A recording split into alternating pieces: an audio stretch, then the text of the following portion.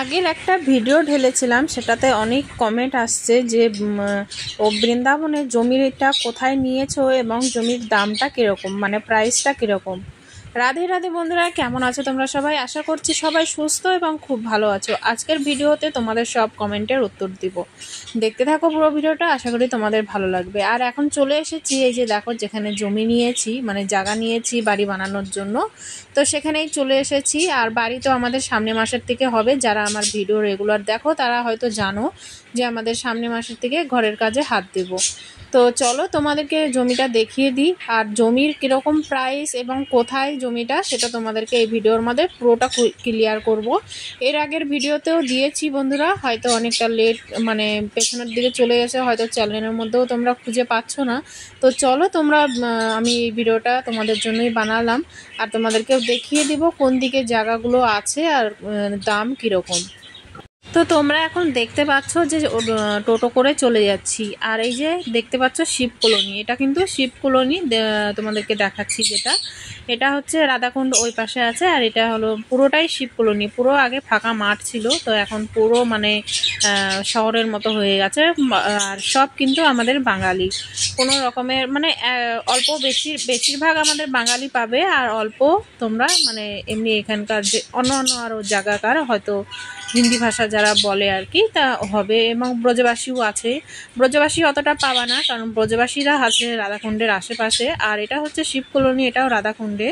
তো তোমাদেরকে ভালো করে জুম করে আমি একটুখানি দেখিয়ে দিই। আর এই যে দেখতে পাচ্ছ সমস্ত জায়গাগুলো কিন্তু বিক্রি হয়ে গেছে, আর এবং সমস্ত জায়গাগুলোতেই কিন্তু বাড়ি করে নিচ্ছে, আর সমস্ত জায়গাগুলোতেই সব আমাদের বাঙালিরা বাড়ি করছে।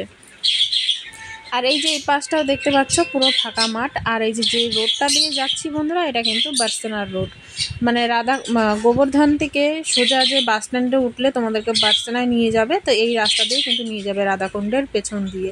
এটা হচ্ছে বার্সেনার রোড, সোজা এখান থেকে 21 কিলোমিটার দূরে, মানে রাধাকুণ্ড থেকে 21 কিলোমিটার দূরে বার্সেনা। তো এই রাস্তা দিয়েই যেতে হবে, মানে রাধাকুণ্ডের পেছন দিয়ে। আর এই যে সামনের দিকে দেখতে পাচ্ছ, এই যে কত দেখো গোমাতারা এখানে আছে, তো এখান দিয়েই কিন্তু হলো, এটা হচ্ছে রাধা কলোনির পেছনটা, মানে রাধা কলোনির সাথে যে কলোনিটা আছে সেটা রাধা কলোনি। আর এই যে আমরা যাচ্ছি এটা বার্সানার রোড, তোমাদেরকে একটু ভালো করে ক্লিয়ার করে বুঝিয়ে দিচ্ছি। আর এই দেখো একটা রাস্তা বেরিয়ে গেছে সোজা, কিন্তু এটা রাধা কলোনিতে চলে যাবে, এবং সোজা তোমরা রাধা কলোনির ভেতর দিয়ে রাধাকুণ্ডে পৌঁছে যাবে। আর রাধাকুণ্ডে পৌঁছে গেলে রাধাকুণ্ডের ভেতর দিয়ে গিয়ে তোমরা কিন্তু গোবর্ধনে পৌঁছে যাবে। আর এই পাশের এই যে মাঠগুলো দেখতে পাচ্ছ, এগুলো কিন্তু এখনও ফাঁকাই আছে, কিন্তু বিক্রি হবে কি হবে না সেটা আমি সঠিক জানি না বন্ধুরা। তবে যেখানে আমি জায়গা নিয়েছি তো সেটা তোমাদেরকে ক্লিয়ার করে দিই এবং দেখিয়ে দিই। তো দেখতে পাচ্ছ সমস্ত গাড়ি কিন্তু বৃন্দাবন যাবে তবুও এই রোড দিয়ে, আর বার্সেনায় যাবে তবুও এই রোড দিয়ে, মানে রাধাকুণ্ড মাঝখানেই থাকে। রাধাকুণ্ড থেকে বৃন্দাবন যেরকম 21 কিলোমিটার 22 কিলোমিটার, সেরকম বার্সেনাও 21 কিলোমিটার 22 কিলোমিটার, আর আমাদের গিরি গোবর্ধন আর রাধাকুণ্ড আমাদের মাঝখানে। তো আমি সেইখানেই জায়গাটা নিয়েছি রাধাকুণ্ডের পেছনে, সুরভি গৌশালা অনেকে হয়তো দেখেছো, তো সেখানে আমি জায়গাটা নিয়েছি। আমি রাধা কলোনিতে নিইনি বন্ধুরা, রাধা কলোনিতে নিইনি, কারণ রাধা কলোনিতেও নেওয়ার ইচ্ছে ছিল, কিন্তু রাধা কলোনিতে আমি একটুখানি মানে রাধা কলোনিতে তখন আমি অতটা খোঁজটোজ অতটা করিনি।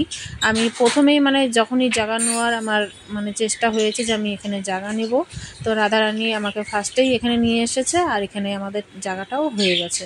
তো ভালোই আছে, মানে আমি একটু চাই যে আমি একটু খোলামেলা, মানে একটু খোলামেলা পরিবেশ যাতে থাকে, তো তার জন্য আমার মানে এরকম জায়গায় ভালো লাগে। আর এই যে দেখতে পাচ্ছ আমাদের জায়গাটা, আর এখানে সবাই কিন্তু মানে বাড়ি বানানোর জন্য কাজে হাত দিয়ে দিয়েছে, আর সমস্তই আমাদের বাঙালিরাও আছে, আর এখানে ব্রজবাসীরাও আছে, আর বৃন্দাবনে যে উগল ঘাটের যে পূজারি আছে সেও এখানে কিন্তু বাড়ি করছে একদম আমাদের বাড়ির পাশে।